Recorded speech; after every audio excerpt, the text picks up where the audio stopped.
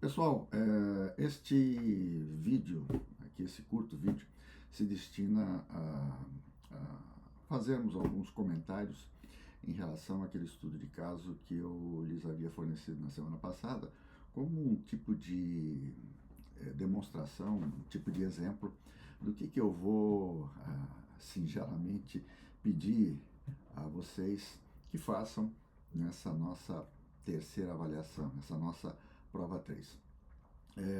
Trata-se de um estudo de caso onde, como eu já lhes ressaltei em sala, e repito aqui no âmbito desse estudo de caso, né, em que o que eu vou querer de vocês não é a redação de uma petição inicial, o que eu vou querer de vocês apenas é de que, em função das características do caso concreto, vocês me indiquem qual é o remédio processual adequado, administrativo ou judicial, ou eventualmente ambos sob determinadas circunstâncias, né, que seria adequado para que, eventualmente, o contribuinte contestasse a exigência fiscal que está lá mencionada.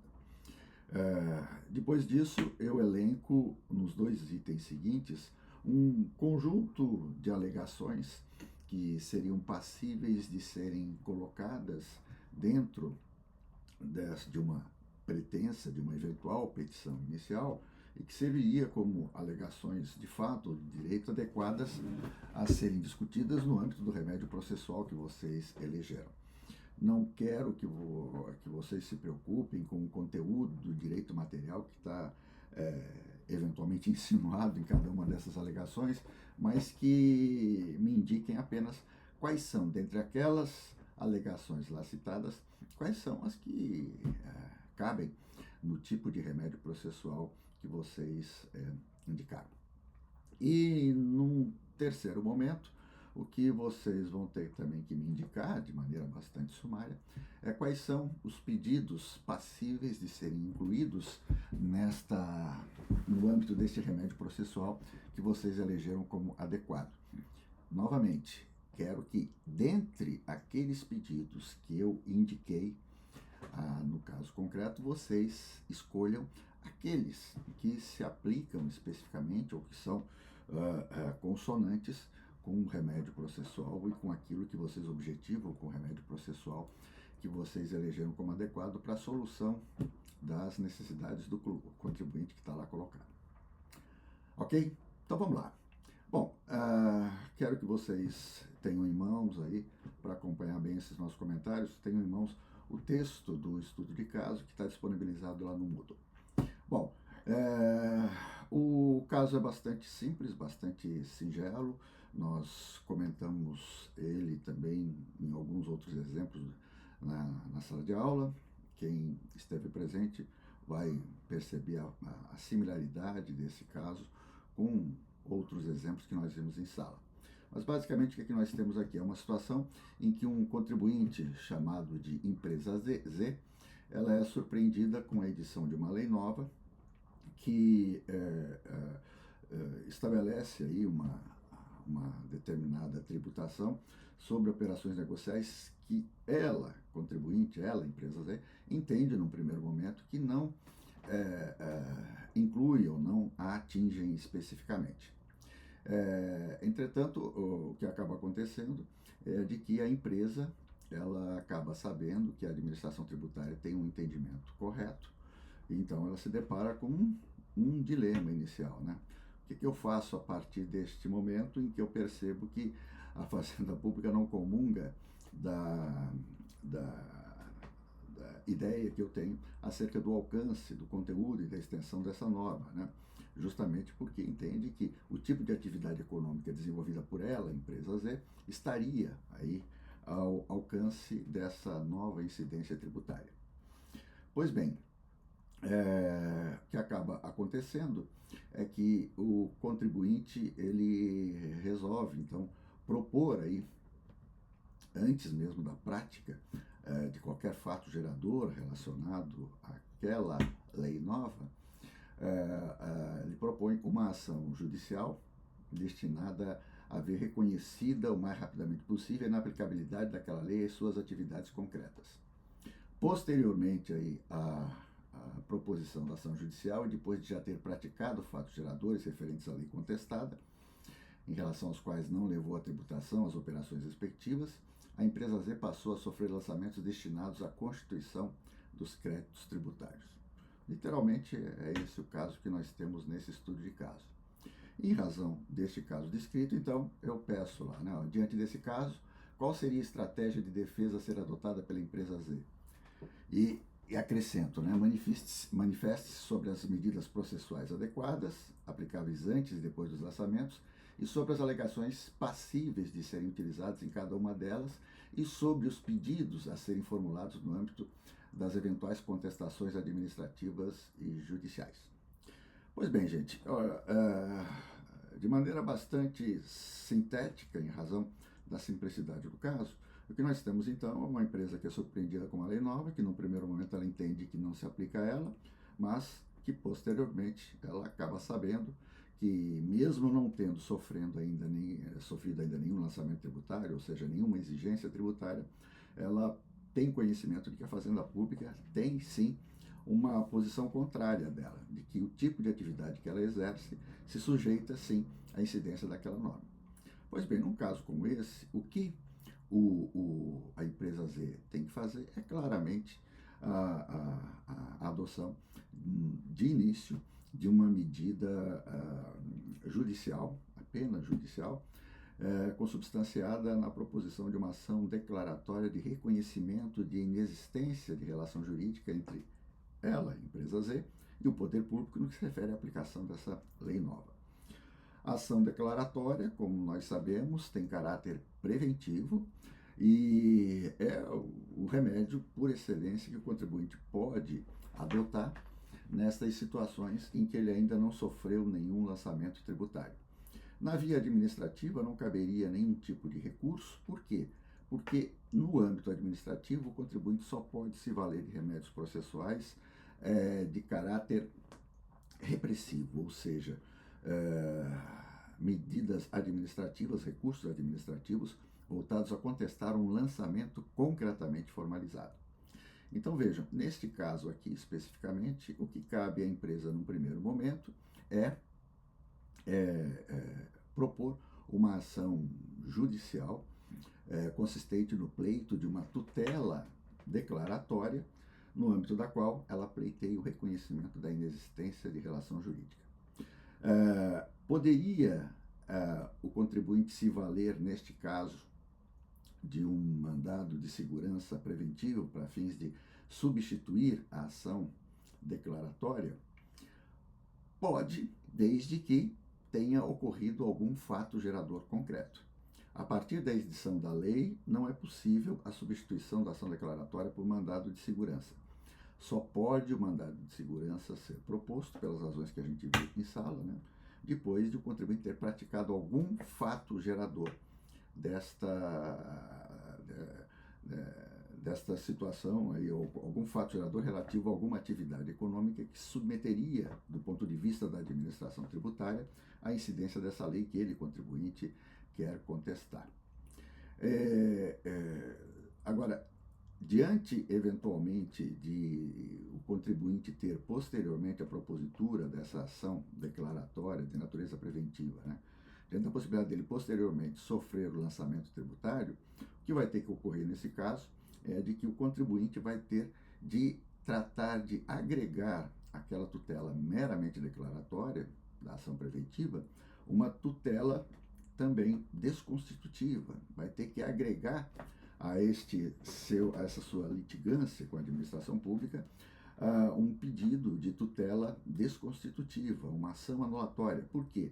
Porque a partir do momento que a Fazenda Pública formalizou o lançamento tributário, o que nós temos é uma situação em que o contribuinte, ele não vai, mesmo que ganhe a ação declaratória, ele não vai ter como um dos efeitos do ganho de causa na ação declaratória a desconstituição, a anulação dos lançamentos efetuados. Ele vai garantir, ele vai ter a garantia de que o contribuinte não vai posteriormente sofrer lançamentos tributários, ou seja, posteriormente a decisão transitada de julgado no âmbito da ação declaratória, ele, contribuinte, a partir daquele momento não sofre mais lançamentos tributários. Agora, para ver desconstituídos os lançamentos que certamente serão efetuados pela administração tributária, ainda no curso daquela ação onde é discutida a relação jurídica, né, o que se tem é esta situação em que o contribuinte precisa agregar essa tutela desconstitutiva. Há duas formas de o contribuinte pleitear essa tutela desconstitutiva por conta dessa causa superveniente.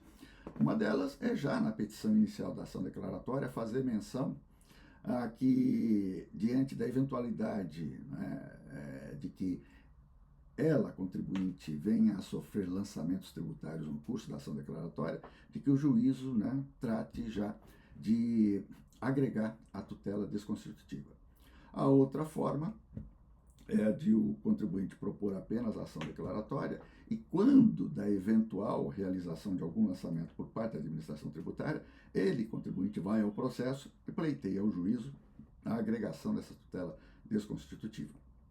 O que não pode é o contribuinte deixar de fazer menção a essa tutela desconstitutiva ou na petição inicial ou no curso da ação declaratória, porque se ele não pedir essa agregação, ele no final vai ganhar, mas não vai ver, né, aqui, não vai ver reconhecida aí a desconstituição, não vai obter a desconstituição do lançamento efetuado.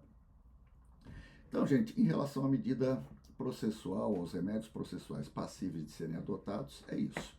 Apenas lembrem, né, que em relação ao mandado de segurança, no caso aqui utilizado como um substitutivo de uma ação ordinária, é importante de que os requisitos que são inerentes ao mandado de segurança estejam presentes, né?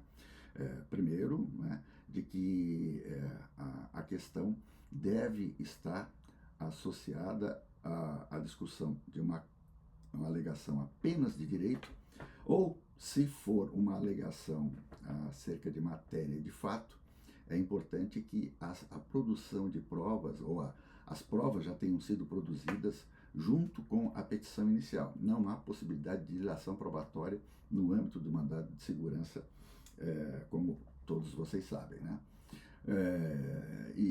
De outra parte, o outro requisito é de que o mandado de segurança preventiva ele pode ser proposto depois de o contribuinte ter praticado algum fato que se caracterize como fato gerador à luz da posição que a administração tributária tem em relação ao conteúdo e extensão daquela lei que o contribuinte está contestando. Certo, gente? Então, esse é um panorama, assim, obviamente que na prova teórica vocês não vão precisar fazer todas essas digressões, mas vão precisar aí, pelo menos, me indicar qual é a medida processual, qual é a estratégia processual adequada, né, para contemplar esse caso aí posto. Pois bem, na segunda parte desse exercício, está voltado aí a que vocês indiquem quais são as alegações que o sujeito passivo pode eventualmente propor no âmbito do remédio processual que vocês elegeram. Então, rapidamente, ilegitimidade passiva em face das normas específicas do tributo. Perfeito. Essa é uma matéria que pode ser proposta tanto na via administrativa quanto na via judicial, seja por via de uma ação de rito ordinário, quanto seja por conta da impetração de um mandado de segurança. A mesma coisa em relação à ilegitimidade passiva em face da desconsideração das normas gerais de responsabilidade tributária. Ou seja, ilegitimidade passiva, tanto numa como em outra situação, né? Tanto as relativas às normas específicas do tributo, quanto aquelas regras gerais de responsabilidade postas no CTN, que nós estudamos ao longo do semestre, todas essas questões, né, elas são perfeitamente passíveis, são, aliás, uma das principais causas de pedir, né, uma das principais alegações de mérito que o contribuinte pode pleitear no âmbito de uma ação judicial ou de um recurso administrativo. Depois nós temos duas hipóteses, né, que se consubstanciam na alegação de inconstitucionalidade das normas que fundamentam a nova incidência tributária e também na ilegalidade das normas que fundamentam esta nova incidência tributária.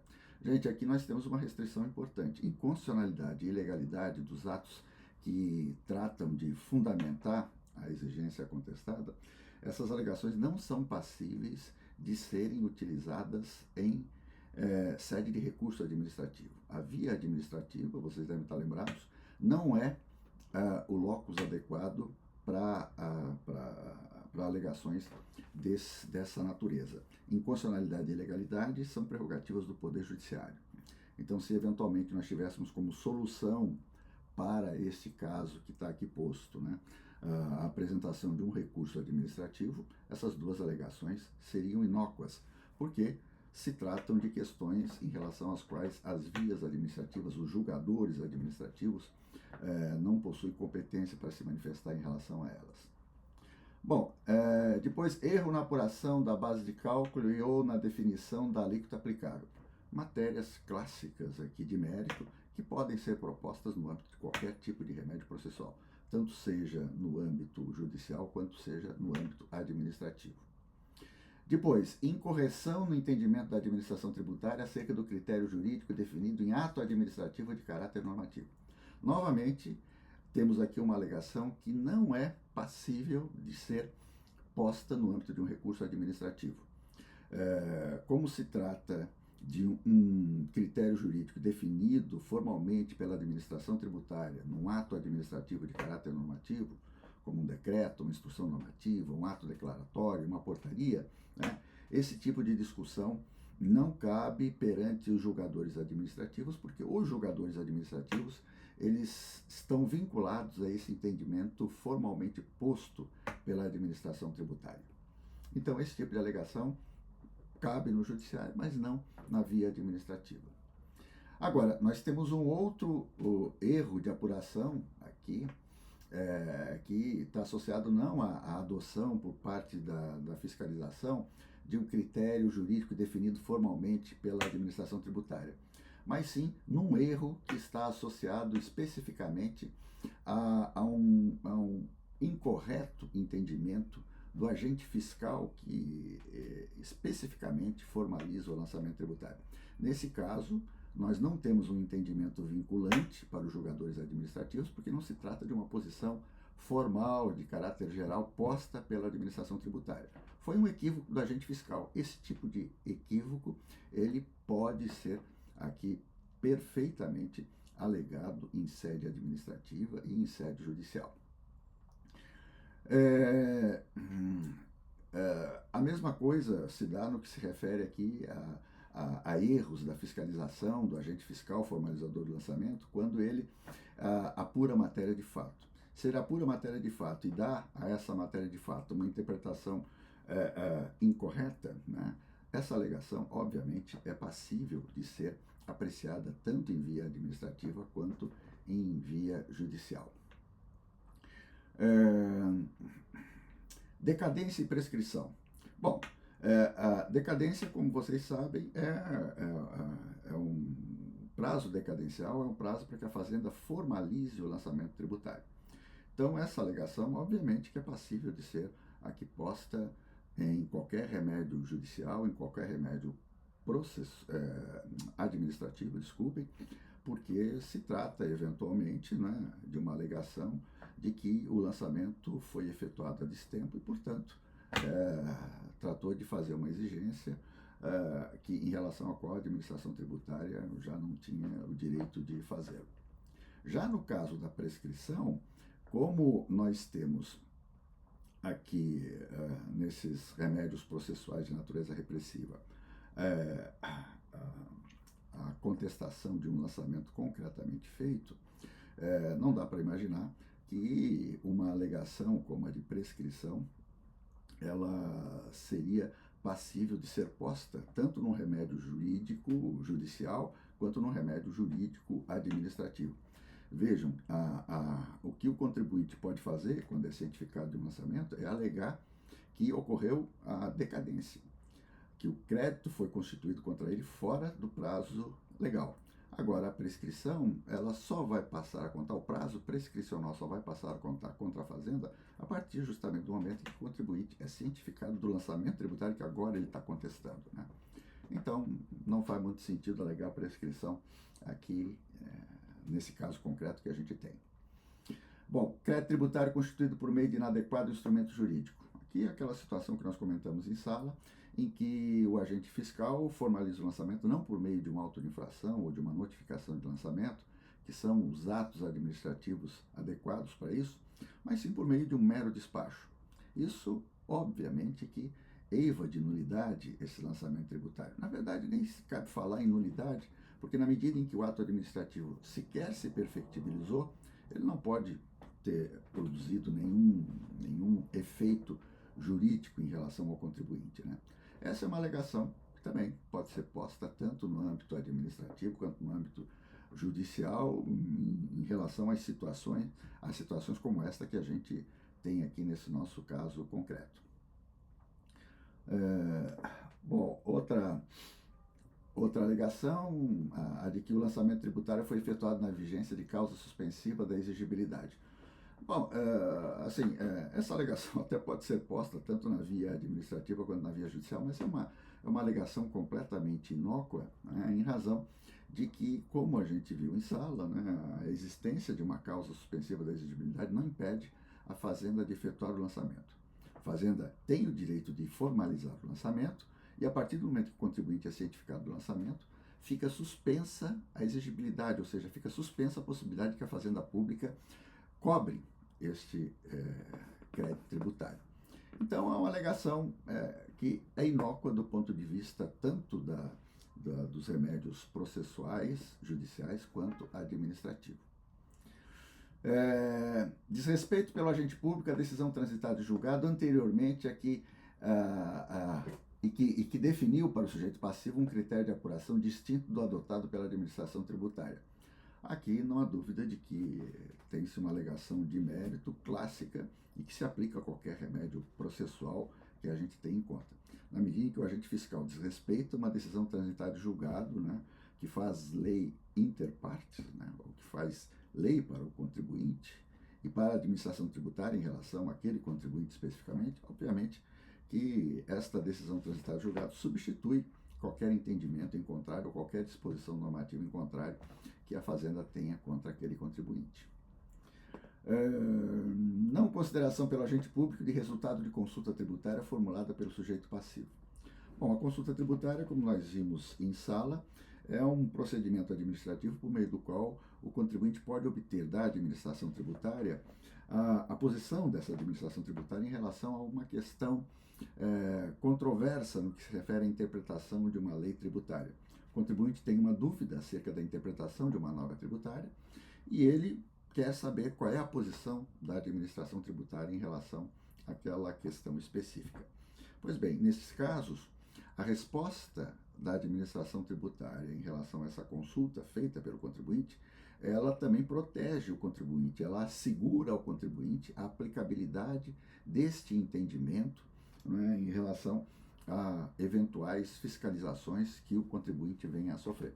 Então, se eventualmente o contribuinte ele fica surpreendido porque numa fiscalização lá o agente fiscal ele resolveu desconsiderar essa consulta que o contribuinte tinha a seu favor, né, efetuando lançamento com base no entendimento que ele, agente fiscal, tinha, isso, claro, que é passível de ser alegado.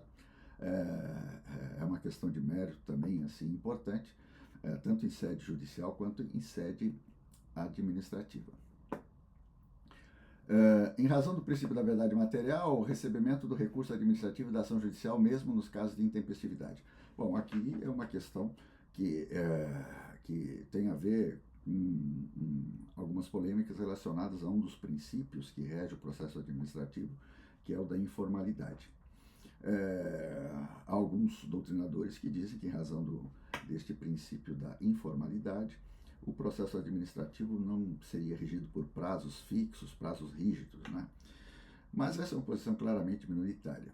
No âmbito tanto judicial quanto administrativo, né, o contribuinte tem prazos para atuar no processo e, se não cumprir esses prazos, as providências que ele vai solicitar ou que ele vai demandar vão ser tidas como intempestivas e não serão aí consideradas. Então, é uma alegação que é passível de ser colocada nos recursos administrativos e judiciais, mas que de maneira geral e de acordo com um entendimento majoritário, não vai acabar produzindo efeitos concretos para o contribuinte.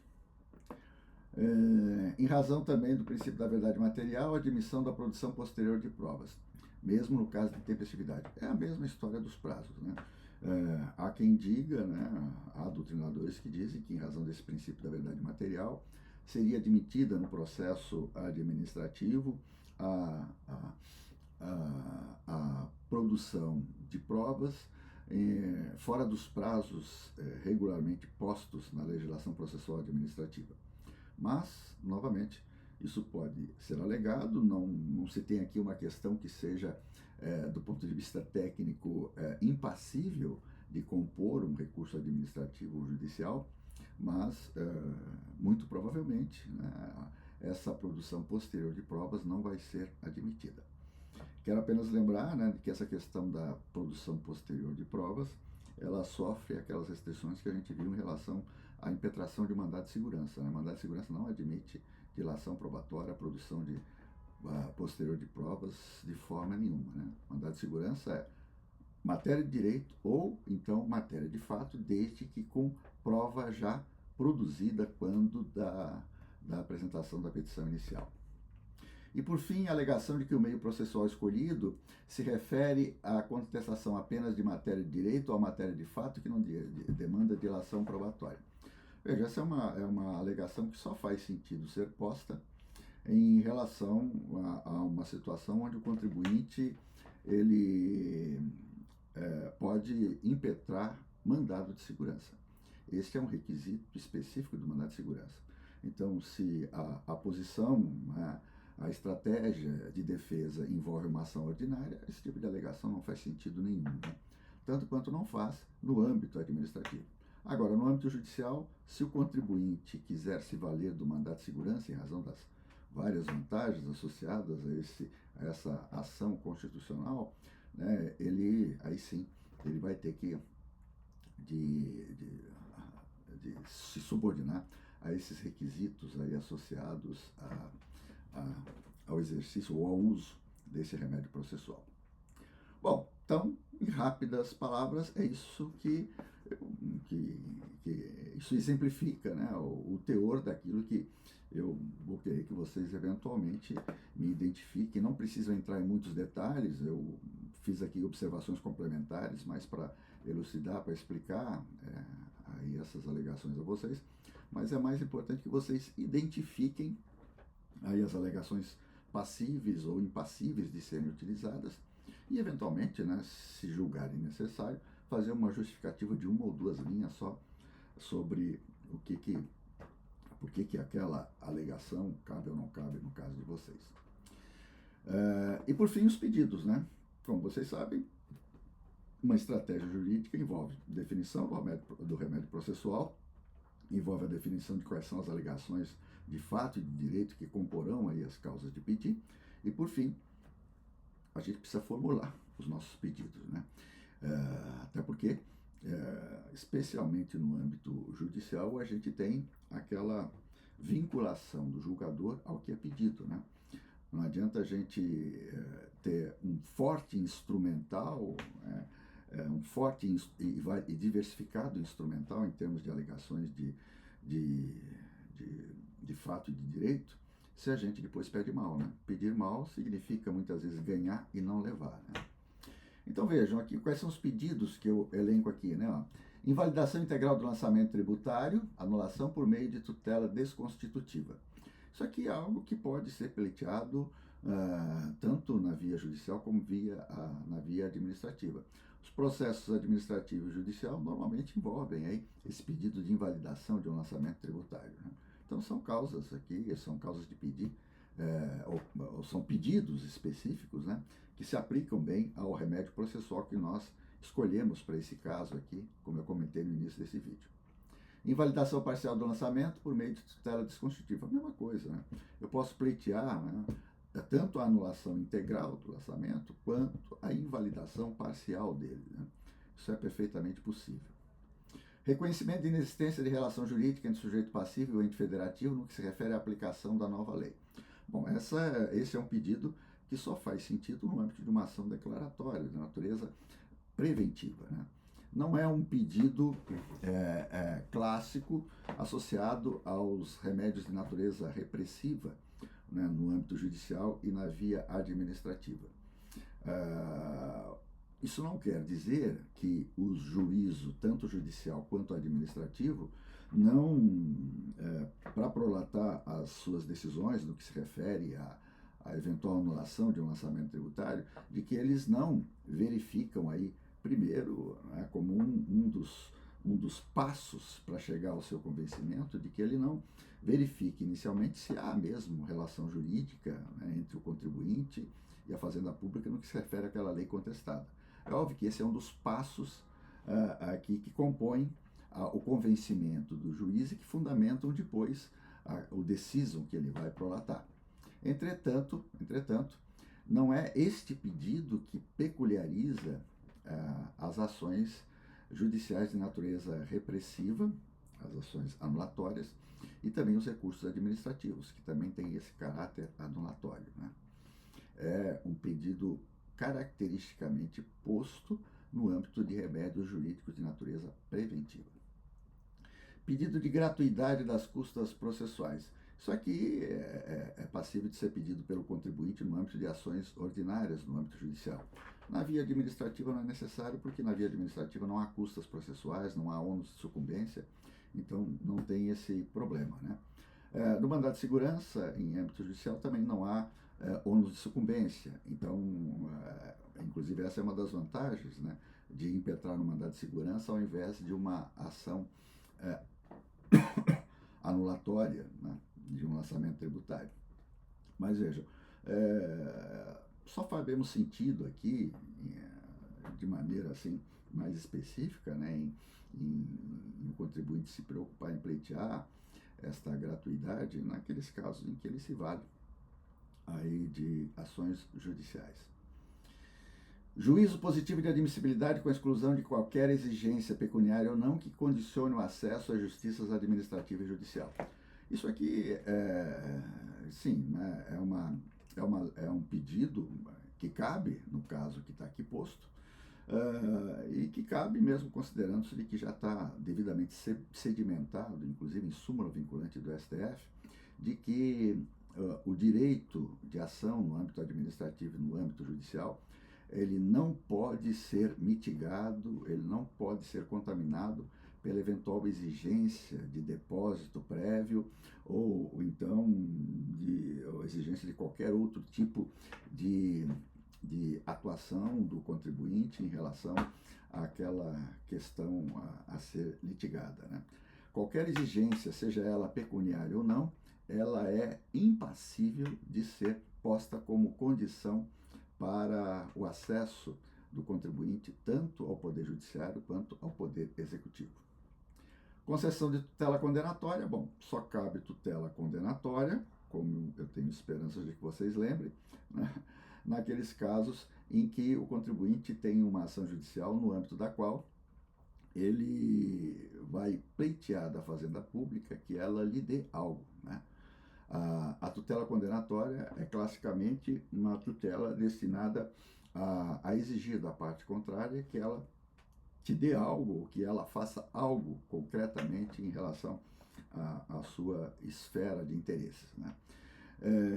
No caso das ações tributárias, a tutela condenatória ela só vai acontecer quando o contribuinte eventualmente estiver demandando a Fazenda Pública para fins de que ele, contribuinte, se veja restituído de um tributo que ele pagou a maior ou de um tributo que posteriormente se verifica que foi recolhido indevidamente, tá? Então, no caso concreto que a gente tem aqui, como o contribuinte está discutindo no âmbito judicial ou no administrativo apenas questões associadas à tutela meramente declaratória, ou então a eventual desconstituição de lançamentos efetuados, não cabe esse pedido de concessão de tutela condenatória. Só caberia isso se eventualmente o contribuinte tivesse recolhido já determinados valores, né, a partir da incidência daquela lei que ele está contestando, e ele agora quisesse no âmbito deste litígio, se ele tivesse um contorno mais alargado, se ele quisesse então se ver restituído disso que ele pagou com base nessa lei aí declarada inaplicável a ele, contribuinte. E por fim, recebimento da petição com a desconsideração de prazo e com reconhecimento de que o litígio se refere apenas à matéria de direito ou à matéria de fato que não exige dilação probatória. Bom, aqui desconsideração de prazos e reconhecimento de que o litígio se refere a este ou aquele tipo de alegação, tudo isso é passível de ser pleiteado, né? Agora, obviamente que a gente sabe que prazos, eles são, em regra, nos mecanismos de solução de litígios, eles têm esse caráter preclusivo, né? Então, a possibilidade de os prazos serem relativizados, especialmente em âmbito judicial, são muito pequenas, né? E essa alegação, né, de que o litígio se refere apenas à matéria de direito ou à matéria de fato, que não existe dilação probatória, isso aqui, na verdade, só faz sentido se o contribuinte estiver impetrando um mandado de segurança, né? Se ele eventualmente está se valendo de uma ação ordinária no âmbito judicial ou de um recurso administrativo, né, isso aqui não faz sentido porque matéria de direito e matéria de fato, independentemente de exigirem dilação probatória ou não, são plenamente passíveis, tais alegações, de serem apreciadas no âmbito judicial e no âmbito administrativo. Repito, apenas em relação ao mandado de segurança é que este pedido, né, seria acatável, né, ou faria sentido incluí-lo dentro dos pedidos, né, postos lá na parte final de uma petição inicial.